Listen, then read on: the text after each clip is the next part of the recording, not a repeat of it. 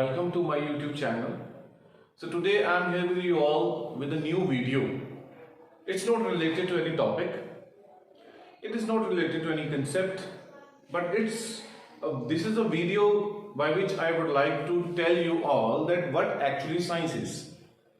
तो साइंस को हम क्या बोलते हैं? साइंस मीन्स होता है टू ऑब्जर्व, कि किसी भी चीज को अगर साइंटिफिक स्किल्स हमारे अंदर हैं तो साइंटिफिक स्किल वाला जो बच्चा है वो हर चीज को ऑब्जर्व करेगा, right? He is very keen to observe. He puts up the questions to the teacher और टू द एल्डर्स. कोई भी चीज देखता है तो वो पूछता है कि ऐसे क्यों, वैसे क्यों. तो यही हम साइंस को बोलते हैं. साइंस को मतलब आपको हर चीज में एक पैटर्न ढूंढना है, राइट? कि कोई ना कोई जो चीज बनी है वो उसके पीछे कोई ना कोई रीजन है, तो उस रीजन को फाइंड आउट करना है, उस रीजन को अंडरस्टैंड करना है और अपने तरीके से कुछ और नई चीजें बनाने की कोशिश करनी है, right? This is all about science is. तो जो साइंटिफिक स्किल है जो बच्चे के अंदर, अगर वो साइंस के अंदर बहुत अच्छा है तो अपने आप वो कंसेप्ट को यूज करके जब खुद के मॉडल्स तैयार करेगा सिंपल तरीके से, then we can say that कि he understand science, right? तो इसी के बिहाफ पे मैं आपको एक एग्जाम्पल बताता हूँ. जैसे मोंटेसरी थी, चिल्ड्रन जो होती है कंसंट्रेशन की तरफ, एक मोंटेसरी बहुत साल पहले की बात है, टीचर थे. तो उन्होंने क्या किया, एक बॉक्स के अंदर मतलब डिफरेंट एक बॉक्स लिया, उसके अंदर 3 तरीके से शेप्स निकाल दी, एक ट्रायंगुलर, एक स्क्वायर, एक सर्कल और कुछ और शेप्स, और उसी के कटआउट्स अपने टेबल पे रखे, right? She was a primary teacher की बात करता हूं, मतलब 3, 4, 5 इयर्स का बच्चा उनकी क्लास में था. तो what she did, she put up all the things on the table, right? And उन्होंने एक बच्चे को बुलाया और उन्होंने बच्चे को बोला कि इसके अंदर आपने फिक्स करनी है, उस बॉक्स के अंदर शेप फिक्स करनी है. तो बच्चा शेप उठाता था, ट्राई करता था, हर तरफ से उसमें फंसती थी, नहीं फंसती थी, फिर टाइम लेता था. Then meanwhile the teacher said to the teacher other students कि बेटा राइम गाओ. सब बच्चों को सर्कल में खड़ा किया, वो राइम गाने लगे जोर जोर से, राइट? तो बट जो वो बच्चा उस बॉक्स के साथ वो प्रैक्टिस कर रहा था, वो ट्राई कर रहा था उन शेप्स को फिक्स करने की, उसने उनकी राइम की तरफ कोई ध्यान नहीं दिया. He was busy with his own work. That is the meaning of concentration. कि जब हम अपने आप से चीज करते हैं, राइट, तो हम सिर्फ उसी में खो जाते हैं, सिर्फ उसी की तरफ कंसंट्रेट करते हैं. हमारे अराउंड क्या हो रहा है हमें कुछ भी पता नहीं लगता, राइट? अगर आप कोई चीज कर रहे हो और जरा सा शोर हुआ और आपका ध्यान ऐसे डाइवर्ट हो गया, इधर डाइवर्ट हो गया, तो दैट मीन्स कि our concentration is very very poor. तो फिर टीचर ने क्या किया, उस बॉक्स को उठा के उस अपने टीचर टेबल पे रख दिया. तो वो बच्चा वहां गया, वहां जाके अपना वही काम करने लगा. मतलब he was very keen to do that. तो बच्चे के अंदर एक चीज है कि मुझे इसके अंदर फिक्स करना है, तो वो कैसे फिक्स करना है खुद से ट्राई कर रहा है. That is concentration, right, which is badly required. और अगर आपकी लगन हो जाती है किसी चीज में, then definitely we get it.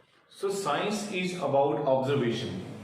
तो science is about observation means कि जब आप ऑब्जर्व करना शुरू करते हैं तो आपकी एक्चुअल लर्निंग है वो स्टार्ट होती है. तो एक पुराने टाइम की एक और स्टोरी मैं आपसे शेयर करना चाहता हूँ. पुराने टाइम में मैथमेटिशियंस थे, तो उनकी क्लास चल रही थी, जैसे छोटे बच्चों की 4th 5th में, मतलब 2nd या 3rd की क्लास थी. तो टीचर आया, टीचर ने बोला उनको कि right the counting from 1 to 100. Maths का टीचर था वो. तो 1 to 100 काउंटिंग आप 3rd और 4th का बच्चा बहुत ईजी है, फटाफट लिख लेते.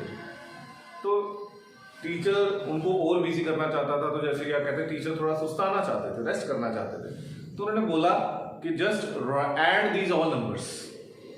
अब सोचिए 4th क्लास का बच्चा 1 से लेके 100 तक ऐड करेगा, सब लग गए ऐड करने में.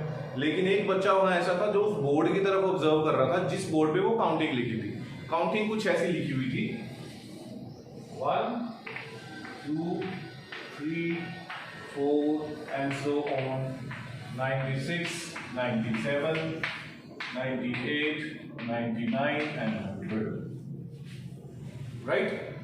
तो उस जो एक बच्चा जो बैठा उस बोर्ड की तरफ देख रहा था, वो अभी पेंसिल के साथ उसने सिंपली ऐड करना शुरू नहीं किया, तो उसने ऑब्जर्व किया कि 1 और 100 इन दोनों का सम बन रहा है 101.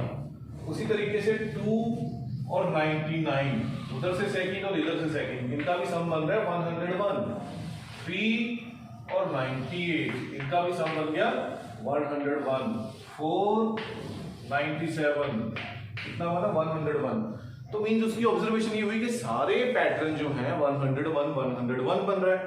तो 100 नंबर्स हैं 1 से लेके 100 तक, कितने पेयर्स बन जाएंगे? पेयर बन रहे हैं 1 और 100, 2 और 99, 3 और 98, 4 और 97, लाइक दिस। तो इस तरीके से कितने पेयर बन जाएंगे 100 नंबर में? 50, राइट। और हर पेयर का सम कितना बन रहा है? 101। तो 101 को आप 50 से मल्टीप्लाई कर दीजिए, तो 5050, ये आंसर आ जाएगा। Very simple. तो what is this? This is about observation, कि सिंपली लग गए उसको ऐड करने में, उसकी बजाय हमने क्या किया कि उसको ऑब्जर्व किया पैटर्न को, और पैटर्न से ऑब्जर्व करके इसकी कैलकुलेशन की। ओके, अब बहुत ही इंटरेस्टिंग चीज मैं आपसे शेयर करना चाहूंगा।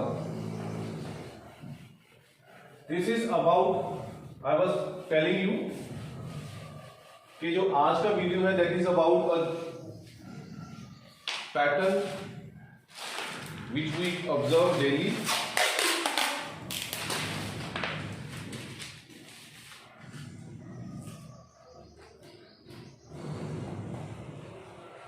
That we call a calendar, right? I hope today you will enjoy this and you will understand that how we observe a calendar. Let me take a closer to this.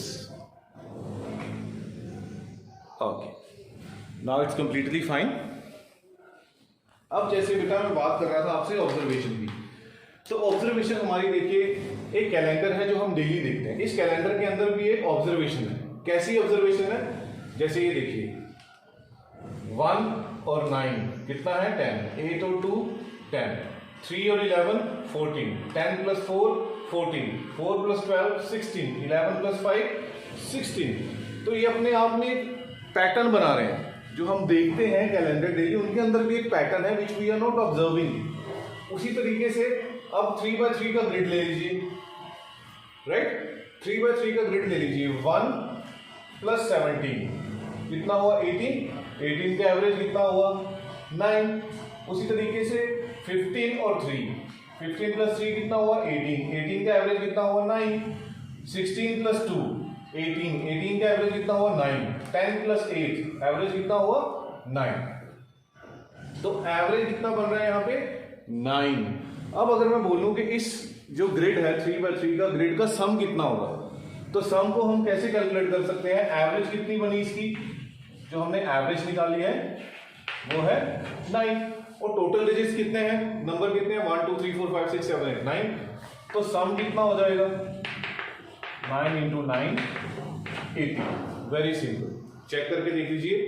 1 plus 2 3, 3 plus 3 6, 14, 23, 33, 48, 48, 64 और 17 81, right.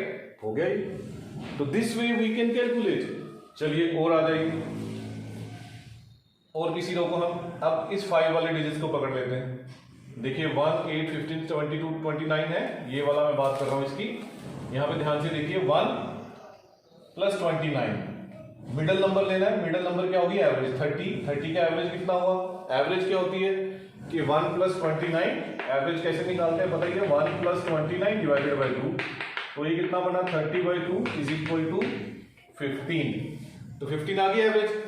उसी तरफ next वाला आ जाओ, 22 plus 8 कितना हो गया? 30। 30 का average कितना हुआ? 15। Very simple. अब एवरेज कितनी बन रही है? 15। अगर मैं बोलूं कि इन सबका सम कितना होगा, तो एवरेज कितनी है? 15। टोटल नंबर कितने हैं? डिजिट्स कितने हैं? 1 2 3 4 5। तो 15 इंटू 5 कितना हो गया? 75। You can check. 8 plus 1 9, 15 plus 9 24, 24 plus 22 46, और 46 प्लस 29 75। 75 बनेगा बिना डाउट के। You can do it easily. ये हमारी ऑब्जर्वेशन है कि साइंस ये कहते हैं कि अगर हम पैटर्न को, किसी भी चीज के पैटर्न होता है हर चीज का। एक शॉप पे जाओ सामान लेने, तो वहां पे भी पैटर्न बना होगा कि किस कौन सी चीजें कहां पड़ेगी, पैटर्न के अनुसार वो लगाते हैं। तो उसी तरीके से just enhance the observation power. My dear children, observation अपनी बढ़ाओ, एनहांस करो। then you will see the enjoyment is there in the learning and you will have a lot of fun in that.